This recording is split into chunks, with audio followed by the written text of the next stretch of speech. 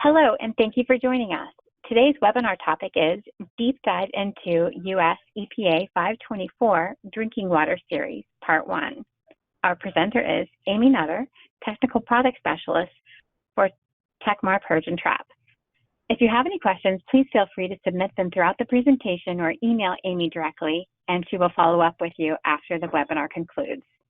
This webinar is being recorded and will be available within a few days. Okay, now I'm going to turn it over to our presenter, Amy Nutter. All right, thanks for the intro. Like Shelley said, I'm Amy Nutter, Technical Product Specialist for the Techmar Purge and Trap product line here at Teledyne Labs. And today I will be going into a deep dive of US EPA 524.2, so the ins and outs of the method, and then some tips to be successful with this method. So thank you for joining me today.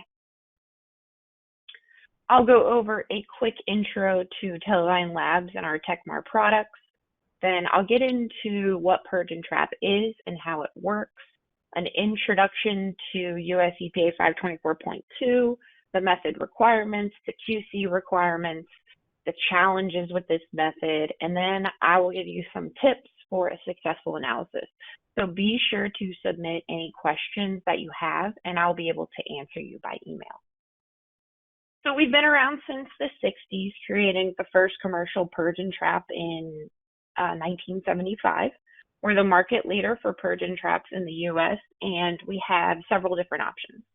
So our Lumen Purge and Trap concentrator, which is shown on the right, is our standalone waters only concentrator that can be paired with the Aquatech LVA auto sampler. We also have the combined auto sampler and purge and trap concentrator, the Atomics XYZ, shown on the left here, that's capable of analyzing soils, solids, and water samples. We manufacture other elemental analyzers as well.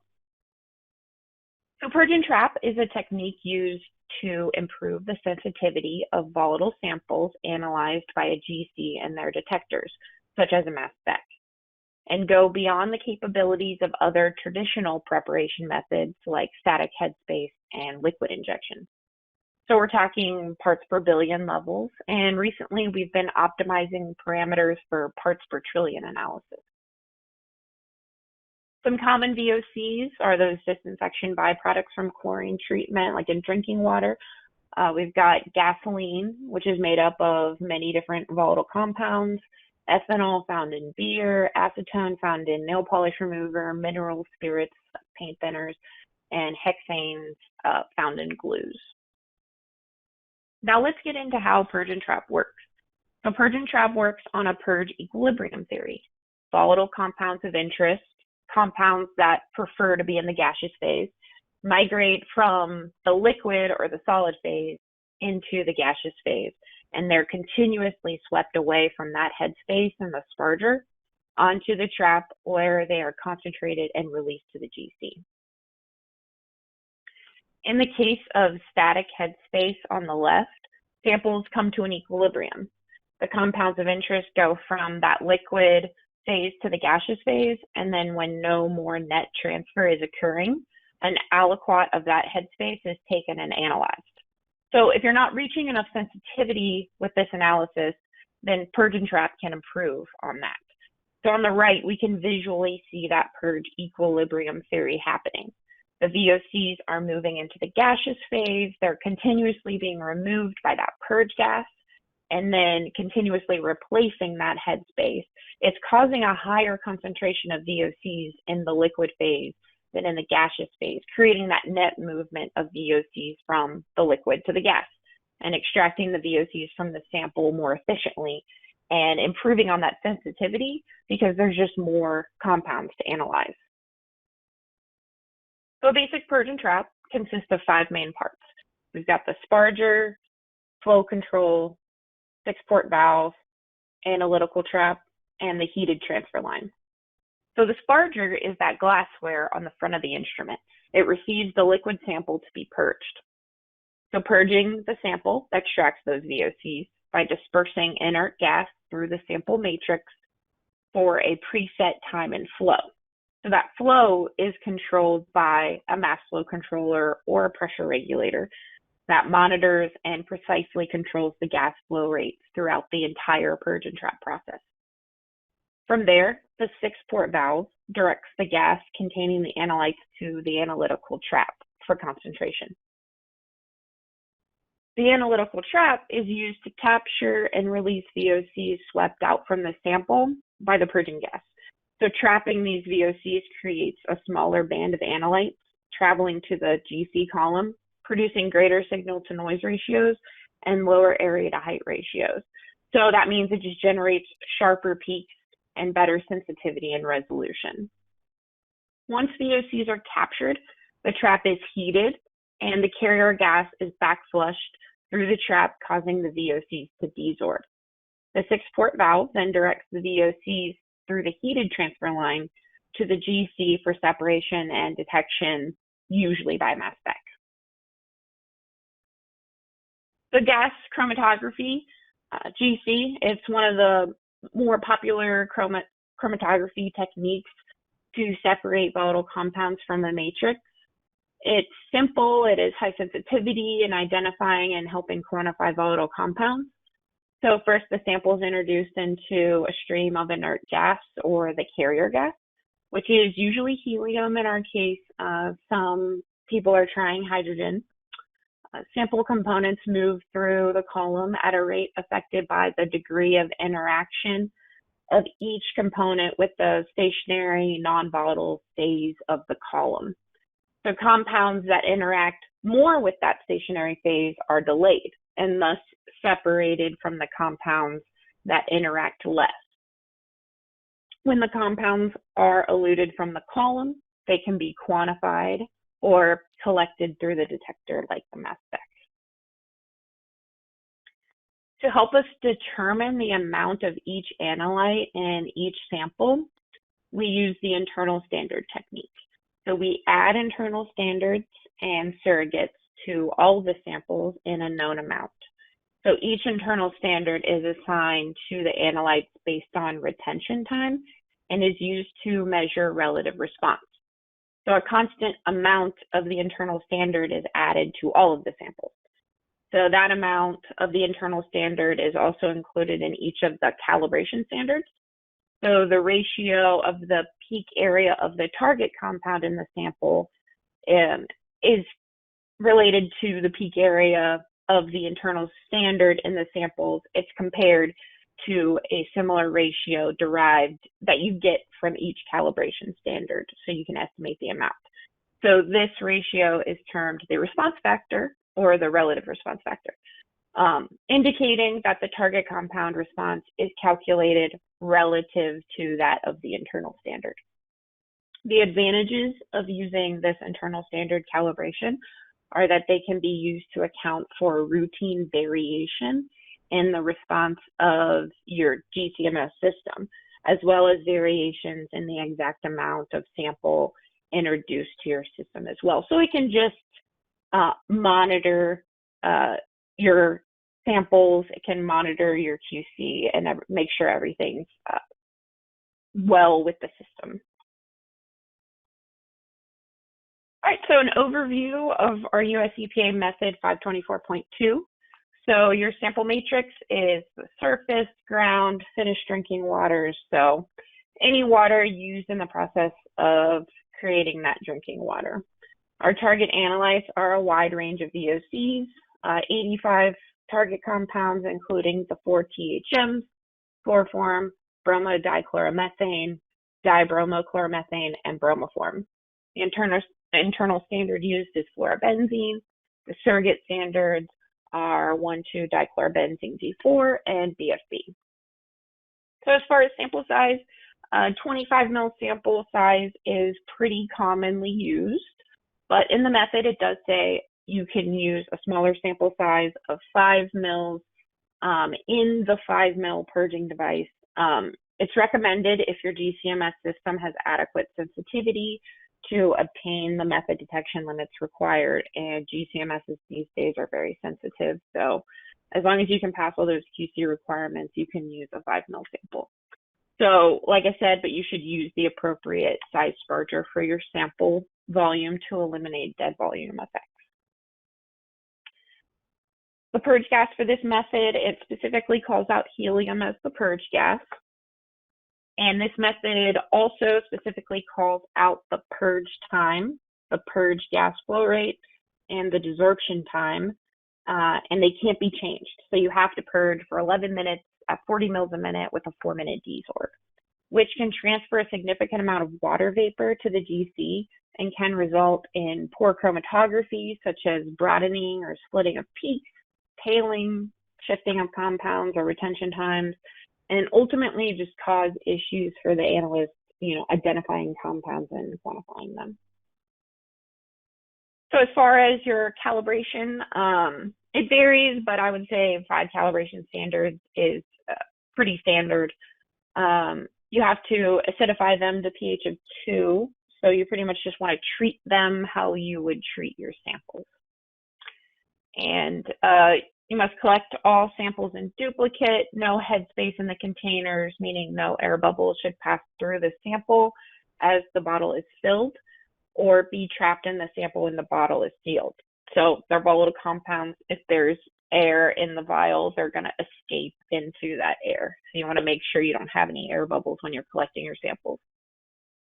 And the samples must be chilled to 4 degrees C when collected and maintained at that temperature until sample analysis. So for that sample preservation, I talked about a little bit earlier. So if samples such as finished drinking waters are suspected of containing residual chlorine, you want to add about 25 milligrams of ascorbic acid per 40 mils of sample, or 3 milligrams of sodium thiosulfate per each 5 milligram per liter of residual chlorine to the sample bottle before filling. So then you want to adjust all of your samples to less than 2 at the time of collection, but after dechlorination. So by carefully adding those 2 drops of 1:1 HCl for each 40 ml of sample. You do not want to mix that ascorbic acid or sodium thiosulfate with the HCl in the sample bottle prior to sampling.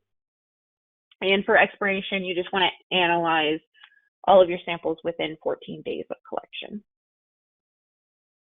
And the QC requirements for this method.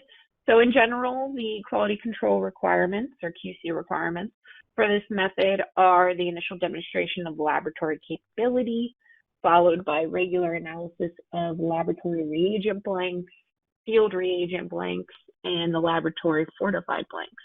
So an MDL for each analyte must also be determined.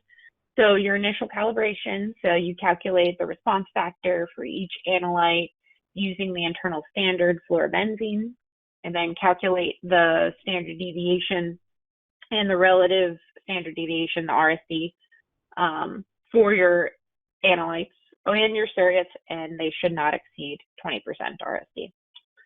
You can also generate a linear or a second order regression calibration curve if necessary.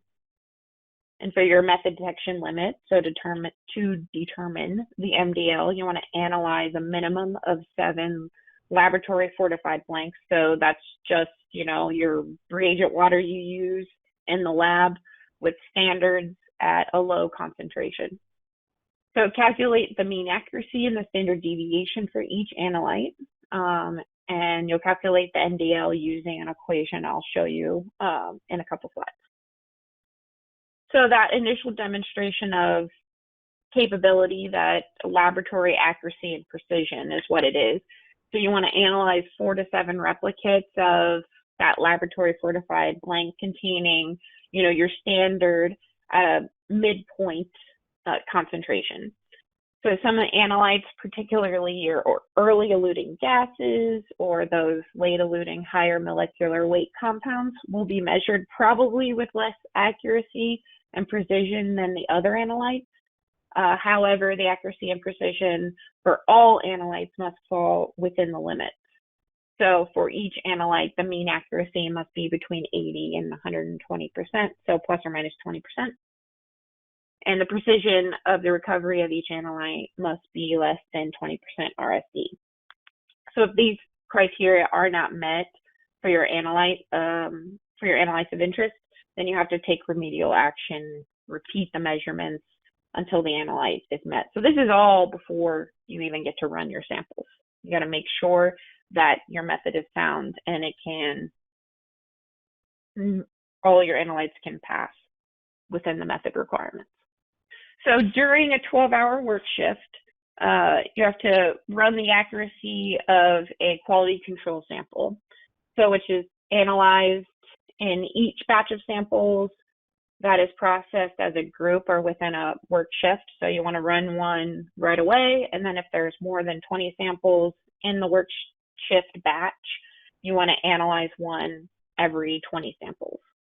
If the accuracy of this measurement plus or minus 30% isn't achieved, then you have to, fix your problem before you can run any other samples. All right, and then you want to introduce into the GC either by purging a laboratory reagent blank or making a direct injection, 25 nanograms or less of BFB, and acquire the mass spectra. If the mass spectra doesn't meet this criteria here in this table, the mass spec must be retuned and adjusted to meet all of the criteria before proceeding to the calibration. So this is another thing you have to do basically at the start of your day. Can we pass the BFB tune criteria? Is our system in working order to analyze our samples accurately? So an average of the spectrum across the GC peak may be used to evaluate performance of the system.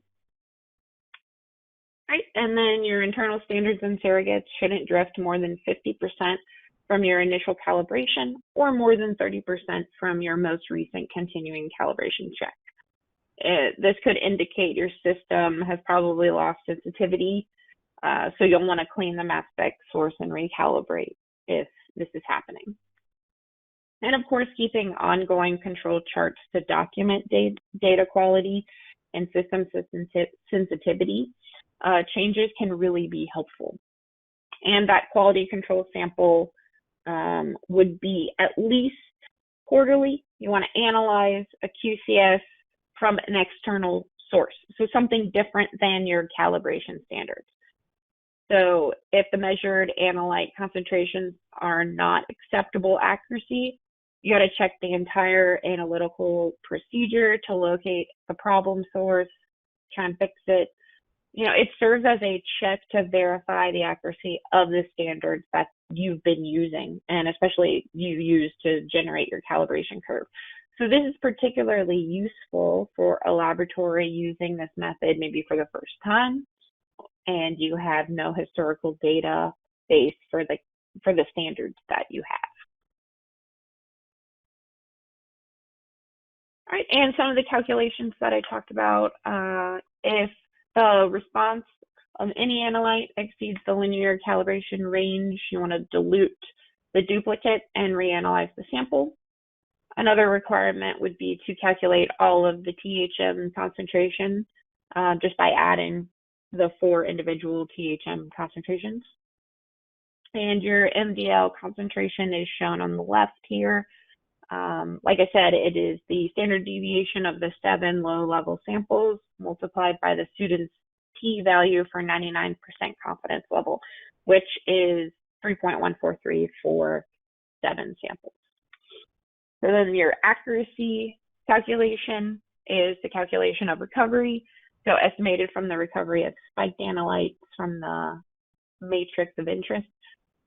So which would be the measured concentration of the sample minus the measured concentration of an unspiked sample, which would be 0 for the laboratory control sample, divided by the theoretical concentration of the sample, and then you would just want to times that by 100 to get a percentage. And then your precision, your percent RSV. So the precision is estimated from the relative percent difference, the RPD, of the concentrations measured for a matrix spike or matrix spike duplicate pairs for the duplicate analysis of unspiked samples. So you want to calculate your RPD according to this formula for only 2 samples, but you can also get precision by dividing the standard deviation of your samples by the average of those samples, and then multiply it by 100 to get a percent RSV, say, of if you just want to know the precision of your MDL, you could do 7 samples, or you could do like a midpoint check for your initial demonstration of capability, those midpoint check standards. You could use the precision that way. All right, some general challenges with drinking water methods. So, of course, reproducibility. If those internal standard concentrations aren't consistent, or you could have an active site, then that can cause issues with linearity or recovery of analytes. Carryover and contamination, so being able to clean up your system between samples or after a higher level concentration is critical. So on our systems, you got the hot water rinses between samples, and an efficient bake cycle can really help greatly reduce or eliminate carryover between samples. Another challenge with this method is, of course, the water vapor, especially if you're purging with a 25 ml sample. So if too much water is being transferred to the GC, this can impact sensitivity. It can cause the analytes to collude, have that poor peak shape that we mentioned earlier. And TechMar's moisture control system and optimizing dry purge and bake settings can really help reduce water vapor. Choosing the correct split ratio and column for the analysis can help reduce water vapor as well. And lastly, those low detection limits. So whether at the federal, regional, state level, detection limits are only getting lower. So cleaning up the sample, between samples and being able to sustain high sensitivity is very important. So very specific challenges with 524.2. So you have to run this initial demonstration of low system background too. So before any samples are analyzed, you got to demonstrate that your laboratory reagent blank is reasonably free of contamination that would prevent the determination of any analyte of concern, any target analyte.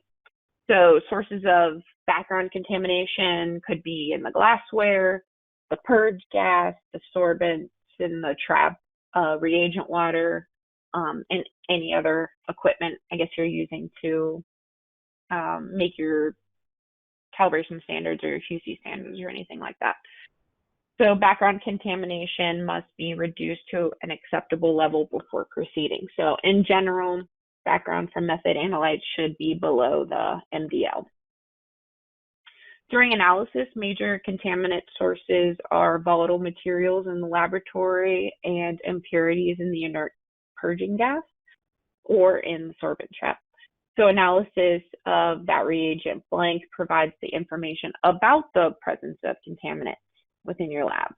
So when potential interfering peaks are noted in your laboratory reagent blank, you could change the purge gas source, or you can change your purge gas filter, but subtracting blank values from sample results is not permitted. Interfering contamination may occur when a sample containing a low concentration of VOCs is analyzed immediately after a sample containing those higher concentrations of VOCs. So that's the carryover we were talking about earlier. You can add several 90-degree C water rinses and bake rinses with our TechMar systems to help with that cleanup process. Special precautions must be taken to determine methylene chloride. So the analytical and sample storage area should be isolated from all atmospheric sources of methylene chloride. Otherwise, random background levels will result. So since methylene chloride will permeate Teflon tubing, all GC carrier gas lines, the purge gas plumbing should be constructed with stainless steel or copper tubing. Traces of ketones, methylene chloride, and other organic solvents can be present in the highest of purities of methanol. So this is another potential source of contamination and should be assessed before standards are prepared in that ethanol. And lastly, analytes not separating chromatographically or co-eluting, which can change, you can change like GC oven profiles or columns until you find what works best for your analysis. Because purgeable organic compounds are relatively small molecules and produce comparatively simple mass spectra, it's not a significant problem for the analytes in this method. All right, some tips for a successful 524.2 analysis. So we have our moisture control system. So our TechMar MCS can remove up to 60% more water vapor than the previous models. We can also remove moisture from sample to sample by choosing efficient bake parameters. So a good bake removes all of the moisture that has accumulated in the system during the purge and trap process. So making sure that we are getting hot enough, but not too hot for our trap packing material. And our bake gas flows through the trap long enough to remove all that moisture without going for too long. So a good bake gets all the water out of the trap in the MCS to make sure that it is ready for the next sample. On the GC side of things, you can look into the split ratio, talk about that a little bit more. If the split ratio might be set too low, you're allowing too much water to get onto the column. So less water getting to the GC column means less water getting to the mass spec as well. So that can extend filament lifetime, and it allows for less source cleaning, which would be a huge time saver because I know that is a long process. All right, in our TechMar number 9 trap, it's sent with all of our units. On the right, we have an overlay of the selected ion-94 bromomethane. With 4 traps to compare, the number 9 trap was designed specifically to improve the recovery of bromomethane. So when we look at this tick, then we can see the bromomethane recovery is almost double on our number 9 trap than it is with the other traps. The number 3 trap has the least response because it is so hindered by that waterfront, because you can't use dry purge with the number 3 trap. And then, of course, followed by that K trap, the VOCARB 3000, which is another very common trap used in 524 drinking water series analysis, or EPA methods in general, and the VOCARB 4000, having about the same recovery. Also, a good practice to use is methanol compensation when preparing your calibration standards. So this will just help improve peak shape because it's using less methanol interference, and can improve your calibration percent RSDs. So just keeping the amount of methanol you're putting into each calibration standard consistent and probably less than 100 mics, it really helps improve that analyte recovery.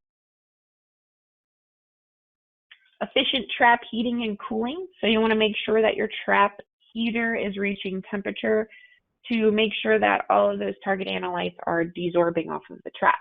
You can double check this on the status screen if you have a TechMar product. You have to make sure that your temperatures are getting to set point. If not, maybe not all of those compounds are getting off the trap. And that could be why you're having issues maybe with low or no recovery, or if you're having a lot of carryover. And the GC column, by using shorter, narrow bore GC columns, you can adjust that split ratio. So a higher split ratio means more of that desorbing gas is coming off the inlet, it's going off the vent, and less of it is getting onto the column. Therefore, less water is going to the inlet and onto the column. And a sign of a bad column, or a sign that it is time to replace the column, would be a really long water peak. And then just a few troubleshooting tips. Make sure your source is clean. Keeping your source clean helps prevent carryover and contamination. It helps with those variations in internal standard recoveries, or linearity if you're having those issues, because that might be caused by an active site, possibly on a dirty source. And then your inlet liner changing, that just helps prevent carryover and contamination. It could also help with if you're having variations in internal standard recoveries, because there might just be a dirty inlet liner, an active site on that inlet liner, or something of the sort. And then it's always best to, trim your GC column Usually when you're cleaning the source, you might as well just trim the column. Helps prevent contamination and carryover. And then, of course, one of the best troubleshooting tools you can utilize in the TechLink software is the leak check. Anytime you change anything on your purge and trap, go ahead and run a leak check. It can really prevent issues that could pop up, if you have a small leak or a large leak in the system, and it only takes a few minutes in the TechLink software. And just a quick slide on Purge and Trap GCMS interfacing. So when it comes to interfacing with the GCMS, always refer to your manufacturer specs for install. Typically, interfacing is a splitless, a carrier gas line cut-in. So the Purge and Trap is in series with the injector by way of cutting into the main carrier gas line. There are certain advantages to using this splitless interface. You can do direct injection for troubleshooting. You have the ability to run those high splits from 60 to 101 splits. You could even try programmable split rates. Those are possible, like a pulse split. So those are nice to run if you have a special method. All right, so which Techmar Purge and Trap is the setup that's best for drinking water analysis? So both of these units have the improved trap box, trap oven design for easier trap changes. They have the faster cool down time, the moisture control system fitting, which reduces that water and moisture headed to the GC, the solenoid valve manifold, which has fewer plumbing connections, making troubleshooting easier, and lastly, the electronic mass flow controller, which allows for independent programmable flow control in all modes. So when dealing with active, polar, high boiling compounds, it's important that the sample is contained in an inert sample pathway. So both the lumen and the Atomic XYZ utilizes inert tubing and treated fittings throughout the sample pathway. And this ensures resistance to corrosion and, of course, prevents loss of compounds. So the Lumen Aquatech LVA, that is our water's only Purge and Trap concentrator and auto sampler. So a few reasons why we would suggest this for drinking water labs is that the chiller plate on the Aquatech LVA, it comes standard. It can cool samples to 4 degrees C. We know that, samples need to stay chilled until this analysis, 524.2 analysis. The wetted sample pathway is decreased with the 6-valve pressurized manifold and the sample loop. So the sample is getting from the vial to the sparger to the trap faster and more efficiently with this setup, and also cuts down on possible places for carryover and contamination.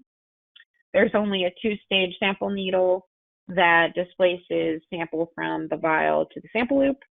So it's not as sophisticated as the Atomic XYZ because that can analyze soils and solids and perform automated dilutions, automated methanol extractions. So if you're just running water or drinking water methods, the Lumen Aquatech LVA system is the system for you. Thank you so much for taking your time to join me today. Please check out our website for all of our latest application notes. You can view past webinars and be sure to visit our online store. You can follow us on social media also. And please submit any questions that you have. I'll be able to get back to you by email. So thanks. Have a great day.